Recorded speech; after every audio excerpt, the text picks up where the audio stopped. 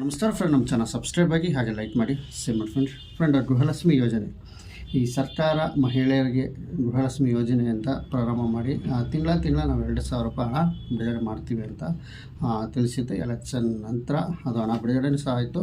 Friend, ಏನು ತಿಂಗಳ 2,000 ರೂಪಾಯಿ ಹಣ ಹಾಕೊಂಡ್ಬರ್ತಾ ಇದೆಯಾ, ಈಗ ಮತ್ತೆ ಅರ್ಜಿ ನವೀಕರಣ ಮಾಡಬೇಕು ಅಂತ ಸರ್ಕಾರ ನಿರ್ಧಾರ ಮಾಡಿದೆ.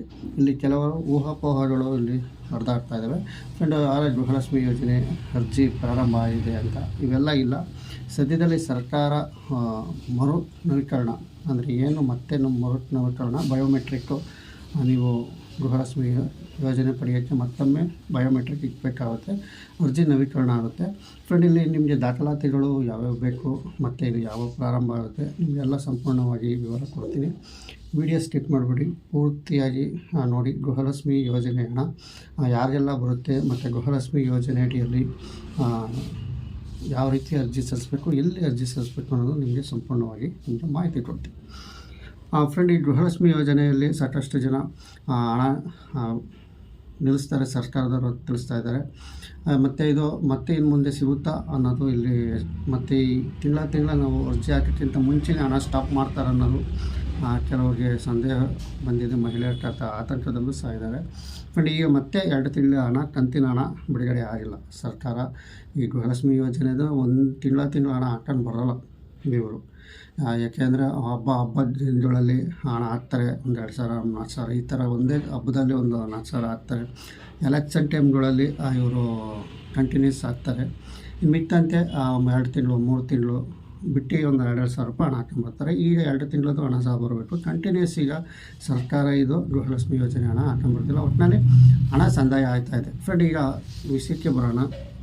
ಗೃಹಲಕ್ಷ್ಮಿ ಯೋಜನೆ ಅಡಿಯಲ್ಲಿ ಏಕಪ್ಪ ಇಲ್ಲಿ ನವೀಕರಣ ಮಾಡ್ತಾ ಇದ್ದಾರೆ ಅಂದರೆ ಅರ್ಜಿ ನವೀಕರಣ. ಫ್ರೆಂಡ್, ಇಲ್ಲಿ ಸತ್ತೋಗಿರೋರ ಖಾತೆಗಳಿಗೆ ಎಲ್ಲ ಹಣ ಜಮೆ ಆಗ್ತಾ ಇದ್ದಾವಂತೆ. ಅಂದರೆ ಅವು ಸರ್ಕಾರ ಆ ಹಣ ವಾಪಸ್ ಪಡಿಬೇಕು ಅಂದರೆ ಈಗ ಮತ್ತೆ ಅದು ಬಯೋಮೆಟ್ರಿಕ್ ಆಗಿ ಅರ್ಜಿ ನವೀಕರಣ ಆಗಬೇಕು. ಈಗ ಅವರ ಖಾತೆಗೆ ಹಣ ಒಂದು ಬ್ಯಾಂಕಲ್ಲಿ ಮಾಡಿಸ್ಕೊಂಡಿರ್ತಾರೆ, ಆ ಬ್ಯಾಂಕಲ್ಲಿ ಹಣ ಹೋಗ್ತಾ ಇರುತ್ತೆ. ಅವ್ರ ಹತ್ರ ATM ಕಾರ್ಡ್ಗಳು ಇರ್ತವೆ, ಅದರ ಡ್ರಾ ಮಾಡ್ತಾ ಇರ್ತಾರೆ. ಫ್ರೆಂಡ್, ಹಾಗಾಗಿ ಇಲ್ಲಿ ಹಣ ಹೋಲಾಗಬಾರ್ದು. ಈ ಹಣ ಒಳ್ಳೆಯವರಿಗೆ ಅದೇ ಹಣ ಬೇರೆಯವ್ರಿಗೆ ಉಪಯೋಗ ಆಗಬೇಕು ಅಂತ ಸರ್ಕಾರ ನಿಟ್ಟಿನಲ್ಲಿ ಈ ಸ್ಕೀಮು ಅಂದರೆ ಈ ಯೋಜನೆ ತಂದಿದೆ, ಅರ್ಜಿ ನವೀಕರಣ ಯೋಜನೆ ಅಂತ. ಈ ಎಕ್ಸಾಂಪಲ್, ಈಗ ಸತ್ತೋಗಿರ್ತಾರೆ, ಅವ್ರ ಅಕೌಂಟಿಗೆ ಹಣ ಹೋಗ್ತಾ ಇರುತ್ತೆ, ಡ್ರಾ ಮಾಡ್ತಾ ಇರ್ತಾರೆ. ಇಲ್ಲಾಂದರೆ ಅವರು ಏನಿಲ್ಲ ಅಂತಂದರೂ ಅದು ಹಂಗೆ ಬ್ಯಾಂಕಲ್ಲೇ ಸ್ಟ್ರಕ್ ಆಗಿರುತ್ತೆ. ಅವನ ಎಷ್ಟು ಕಂತಲ್ಲಿ ಇದೆಯೋ ಅಷ್ಟು ಅಮೌಂಟು ಅದರಲ್ಲೇ ಸ್ಟ್ರಕ್ ಆಗಿರುತ್ತೆ. ಇನ್ನೊಬ್ರು ATM ಕಾರ್ಡ್ ಇದ್ದರೆ ಅದು ಡ್ರಾ ಮಾಡ್ತಾ ಇರ್ತಾರೆ. ಇವೆಲ್ಲ ತಡೆ ಹಿಡಿಯೋಕ್ಕೆ ಇದು ಮಾಡ್ತಾರೆ. ಈ ಬಯೋಮೆಟ್ರಿಕ್ ಇಟ್ಟಿದ್ರೆ ಅಂಥವ್ರದ್ದೆಲ್ಲ ಸರ್ಕಾರಕ್ಕೆ ಎಷ್ಟು ಹಣ ಉಳಿದಿದೆ ಅಂತ ಗೊತ್ತಾಗುತ್ತೆ. ಅದು ರಿಟರ್ನ್ ತಗೊಳ್ಳೋಕ್ಕೆ ಸರ್ಕಾರ ಇದು ಯೋಜನೆ ಅಂತಲೇ ಹೇಳ್ಬೋದು. ಫ್ರೆಂಡ್, ಇಲ್ಲಿ ಯಾರೂ ಆತಂಕ ಪಡೋ ಅವಶ್ಯಕತೆ ಇಲ್ಲ. ನಿಜವಾದರೂ ಏನು ಟ್ಯಾಕ್ಸ್ ಪೇ ಇಲ್ದರು ಮತ್ತು ಬಡವರಿಗೆ ಇದು ಖಂಡಿತವಾಗಿ ಇದು ಸಿಗುತ್ತೆ ಮತ್ತು ಹಣ ನಿಲ್ಲಲ್ಲ ಅಂತ ಇವರು ತಿಳಿಸ್ತಾರೆ. ಈಗ ನೀವು ಅರ್ಜಿ ಹಾಕೋಣ, ಇದು ಹಣ ಬರಲ್ಲ ಅಂತ ಸಾಕಷ್ಟು ಊಹಾಪೋಹಗಳು ಇಲ್ಲ. ಖಂಡಿತವಾಗಿ ಇರೋ ಕಂತುಗಳು ಬ್ಯಾಲೆನ್ಸ್ ಎಲ್ಲ ಅವರು ಕೊಟ್ಟ ನಂತರ ಈ ಬಯೋಮೆಟ್ರಿಕ್ ಅನ್ನೋದು ನಾವು ಪ್ರಾರಂಭ ಮಾಡ್ತೀವಿ ಅಂತ ಇಲ್ಲಿ ಸರ್ಕಾರ ತಿಳಿಸ್ತಾ ಇದೆ. ಈಗ 2 ಕಂತಿನ ಹಣ ಬ್ಯಾಲೆನ್ಸ್ ಇದೆಯಾ, 2 ಕಂತಿನ ಹಣ ಬಿಡುಗಡೆ ನಂತರ ಹೊಸ ಅರ್ಜಿ ನವೀಕರಣ ಇಲ್ಲಿ ಶುರುವಾಗುತ್ತೆ ಅಂತ ತಿಳಿಸ್ತಾ ಇದ್ದಾರೆ. ಬಟ್ ಇದು ಇನ್ನೂ ಎಲ್ಲಿ ಯಾವ್ಯಾವ ಜಾಗದಲ್ಲಿ ಮಹಿಳೆಯರು ಯಾವ ಡಾಕ್ಯುಮೆಂಟ್ಸ್ಗಳಲ್ಲಿ ಮಾರ್ಗಸೂಚಿ ಎಲ್ಲ ಸರ್ಕಾರ ಇಲ್ಲಿ ತಿಳಿಸ್ತಾ ಇದ್ದಾರೆ.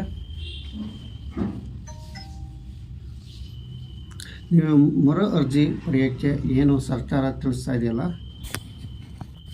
ಈ ಗೃಹಲಕ್ಷ್ಮಿ ಯೋಜನೆ ಏನಾರ ಅರ್ಜಿ ನವೀಕರಣ ಮಾಡಿದಾಗ ನೀವು ಅರ್ಜಿ ಸಲ್ಲಿಸೋಕ್ಕೆ ಕೇವಲ 3 ಕಡೆ ಅವಕಾಶ ಇರುತ್ತೆ. ಇಲ್ಲಿ ಬೇರೆ ಕಡೆ ಎಲ್ಲ ಸಿಗೋಲ್ಲ. ಮೊಬೈಲ್ನಲ್ಲಿ ಆನ್ಲೈನ್ ಅರ್ಜಿ ಸಲ್ಲಿಸೋದಾಗಲಿ ಅಥವಾ ಸೈಬರ್ ಸೆಂಟರ್ಗಳು, ಪ್ರೈವೇಟು ಸೈಬರ್ ಸೆಂಟರ್ಗಳಲ್ಲಿ ಹೋಗಿ ನೀವು ಅರ್ಜಿ ಹಾಕೋದ ನವೀಕರಣ ಆಗೋದ್ರಲ್ಲಿ ಇರೋದಿಲ್ಲ. ನೇರವಾಗಿ ನೀವು ಸರ್ಕಾರದ ಸೇವಾ ಕೇಂದ್ರಗಳಿಗೆ ಹೋಗಿ ನೀವು ಅರ್ಜಿ ಸಲ್ಲಿಸಬೇಕಾಗುತ್ತೆ. ಫ್ರೆಂಡ್, ಗೃಹಲಕ್ಷ್ಮಿ ಯೋಜನೆ ಹೊಸ ಮಾರ್ಗಸೂಚಿ ಅರ್ಜಿ ಸಲ್ಲಿಸಲು 3 ಕಡೆಗಳು ಮಾತ್ರ ಅಂತ ಇಲ್ಲಿ ತಿಳಿಸ್ತಾ ಇದ್ದಾರೆ.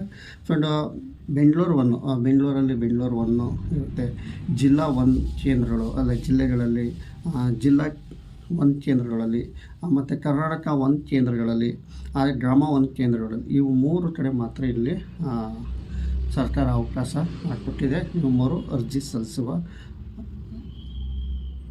ಗೃಹಲಕ್ಷ್ಮಿ ಯೋಜನೆ.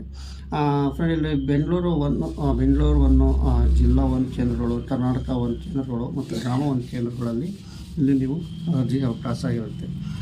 ಅರ್ಜಿ ಸಲ್ಲಿಸುವ ಬೇಕಾಗುವ ದಾಖಲಾತಿಗಳಲ್ಲಿ ತಿಳಿಸ್ತಾ ಇದೆ. ಫ್ರೆಂಡ್, ಮನೆ ಯಜಮಾನಿಯ ಹೆಸರು ಮತ್ತು ಆಧಾರ್ ಸಂಖ್ಯೆ. ನೀವು ಗೃಹಲಕ್ಷ್ಮಿ ಯೋಜನೆಯಲ್ಲಿ ಏನು ಅರ್ಜಿ ಹಾಕೋಕ್ಕೆ ಯಜಮಾನಿ ಹೆಸರು ಮತ್ತು ಆಧಾರ್ ಕಾರ್ಡು ಸಂಖ್ಯೆ, ಮನೆ ಯಜಮಾನಿಯ ಬ್ಯಾಂಕ್ ಖಾತೆ ವಿವರಗಳು, ಬ್ಯಾಂಕ್ ಪಾಸ್ಬುಕ್ಕು ನೀವು ಕೊಡಲೇಬೇಕಾಗುತ್ತೆ.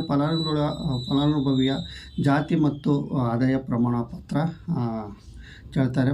ಪತ್ನಿ ಹೆಸರು ಮತ್ತು ಅವರ ಆಧಾರ್ ಸಂಖ್ಯೆ, ಪತಿಯ ಹೆಸರು ಅಂದರೆ ಗಂಡನ ಹೆಸರು ಮತ್ತು ಅವರು ಆಧಾರ್ ಕಾರ್ಡ್ ನಂಬರಲ್ಲಿ ಕೇಳ್ತಾ ಇದ್ದಾರೆ. ಮುಂಚೆ ಇದು ಇರಲಿಲ್ಲ, ಕೇವಲ ladies Aadhaar card number, ration card ಇದ್ದರೆ ಸಾಕಾಗೋದು. ಮತ್ತು ಚಾಲ್ತಿಯಲ್ಲಿ ಇರುವ APL ಅಥವಾ BPL ಕಾರ್ಡ್ ಚೀಟಿ, ಇದು APL ಕಾರ್ಡಲ್ಲೂ ಕೊಡ್ತಾರೆ, BPL ಕಾರ್ಡಲ್ಲಿ ಕೊಡ್ತಾರೆ.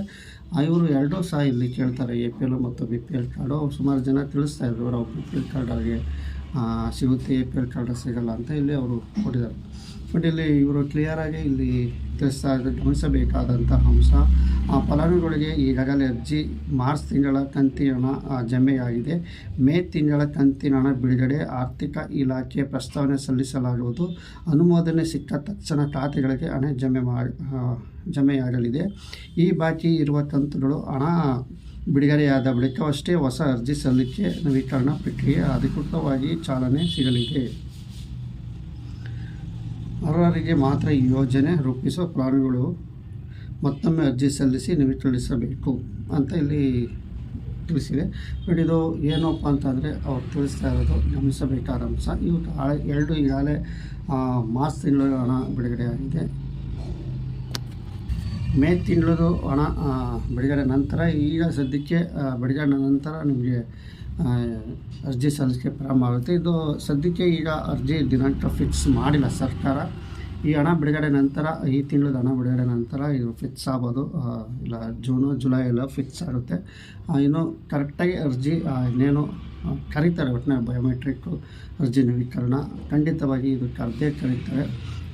ಅಂಥ ಟೈಮಲ್ಲಿ ನಾವು ಖಂಡಿತವಾಗಿ ನಿಮಗೆ ವಿಷಯ ತಿಳಿಸ್ತೀನಿ. ನಿಮಗೆ ಏನಪ್ಪ ಅಂತಂದರೆ, ಈಗ ಸಂಪೂರ್ಣವಾಗಿ ಗೃಹಲಕ್ಷ್ಮಿ ಯೋಜನೆ ಹಣ ಈ ಸದ್ಯದಲ್ಲೇ ಜಮೆ ಆಯ್ದಂತೆ ಇನ್ನು ಮೋಸ್ಟ್ಲಿ 20 ಮೇಲೆ ಕಂತಿನ ಹಣ ಬಿಡುಗಡೆ ಆಗ್ಬೋದು. ಇನ್ನೊಂದು ಬಿಟ್ಟ ನಂತರ ನಿಮಗೆ ಅರ್ಜಿ ಕರೆಯುತ್ತೀವಿ ಅಂತ ತಿಳಿಸ್ತಾ ಇದ್ದಾರೆ ಫ್ರೆಂಡ್. ಇಷ್ಟು ಮಾತ್ರ ನಿಮಗೆ ವಿಷಯ ತಿಳಿಸ್ತಾ ಇದ್ದೀನಿ.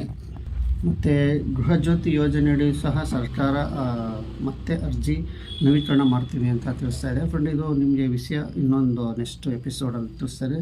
ಗೃಹಲಕ್ಷ್ಮಿ ಯೋಜನೆ ಏನು ಮಹಿಳೆಯರ ಖಾತೆಗೆ ಹಣ ಬರ್ತಾ ಇದೆಯಲ್ಲ, ಅದು ಖಂಡಿತವಾಗಿ ಈ ತಿಂಗಳಲ್ಲಿ ಹಣ ಜಮೆ ಆಗುತ್ತೆ.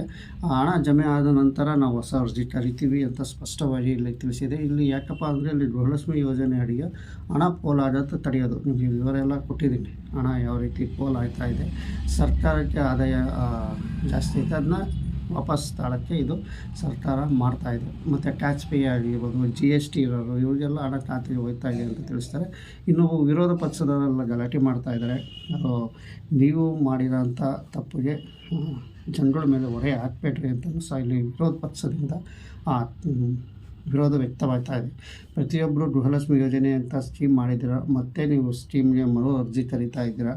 ಅದು ಫಲಾನುಭವಿಗಳ ಮೇಲೆ ನೀವು ಓಡಿಸ್ಬೇಡ್ರಿ. ಯಾಕೆಂದರೆ ಅದು ನೀವು ಮುಂಚೆನೇ ಈ ಥರ ಮಾಡಬೇಕಾಯ್ತು. ಈಗ ಯಾಕೆಂದರೆ ಫಲಾನುಭವಿಗಳು GST ಪೇಯರ್ಗೆ ದುಡ್ಡು ಬರ್ತೈತೆ, ಸತ್ತರಿಗೆ ದುಡ್ಡು ಬರ್ತೈತೆ ಅಂದ್ಬಿಟ್ಟು ಅದು ನೀವು ಪರಿಶೀಲನೆ ಮಾಡಬೇಕಾಯ್ತು ಜನಗಳ ಮುಂದೆ ಅಲ್ಲ ಅಂತ ಇವರು ತಿಳಿಸ್ತಾ ಇದ್ದಾರೆ ಅಂತ ಹೇಳ್ಬೋದು ಫ್ರೆಂಡ್. ಈಗ ಒಟ್ಟಿನಲ್ಲಿ ಗೃಹಲಕ್ಷ್ಮಿ ಯೋಜನೆ ಅರ್ಜಿ ನವೀಕರಣ ಕೆಲವೇ ದಿನಗಳಲ್ಲಿ ಬರುತ್ತೆ. ಅದು ಬಂದ ಖಂಡಿತವಾಗಿ ನಾವು ತಿಳಿಸ್ತೀನಿ. ಇನ್ನು ನಮ್ಮ ಚಾನಲ್ ಸಬ್ಸ್ಕ್ರೈಬ್ ಆಗಿದ್ದಾರೆ, ಸಬ್ಸ್ಕ್ರೈಬ್ ಆಗಿ, ಹಾಗೆ ಲೈಕ್ ಮಾಡಿ, ಶೇರ್ ಮಾಡಿ ಫ್ರೆಂಡ್. ಗೃಹಜ್ಯೋತಿ ಯೋಜನೆಯಡಿ ಕರೆಂಟದು ಸಹ ಈಗ ಸದ್ಯಕ್ಕೆ ನವೀಕರಣ ನಡೆಯುತ್ತೆ.